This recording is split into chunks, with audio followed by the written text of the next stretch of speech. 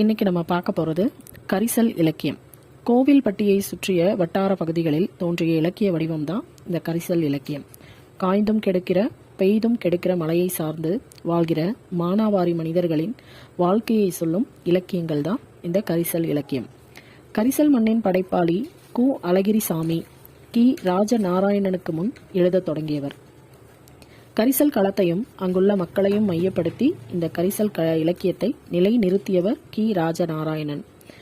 அந்த கரிசல் இலக்கிய பரம்பரை இன்றளவும் தொடர்கிறது. பா.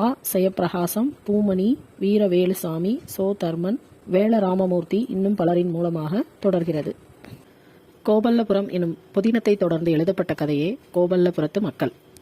இதனுடைய ஆசிரியர் தன் சொந்த ஊரான இடைச்சவல் மக்களின் வாழ்வியல் காட்சிகளுடன் கற்பனையையும் புகுத்தி இந்த நூலினை படைத்துள்ளார். இதன் ஒரு பகுதி இங்கு பாடமாக கொடுக்கப்பட்டுள்ளது. இந்திய விடுதலை போராட்டத்தினை பின்னணியாக கொண்டது இந்த நூல். 1991 ஆண்டிற்கான சாகித்ய அகாதமி விருதினை பெற்றுள்ளது. கோபல்லபுரத்து மக்கள் கதையின் ஆசிரியர் கரிசல் எழுத்தாளர் கி. ராஜநாராயணன். 20க்கும் மேற்பட்ட நூல்களை படைத்துள்ள இவரின் கதைகள் ஒரு கதை சொல்லியின் கதை போக்கில் அமைந்திருக்கும். இவரின் கதைகள் அனைத்தும் கி. ராஜநாராயணன் கதைகள் எனும் தலைப்பில் தொகுப்பாக வெளிவந்துள்ளன. இவர் கரிசல் வட்டார சொல் அகராதி ஒன்றை உருவாக்கியுள்ளார்.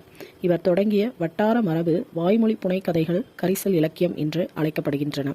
எழுத்துலகில் இவர் கி. ரா என்று குறிப்பிடப்படுகிறார்.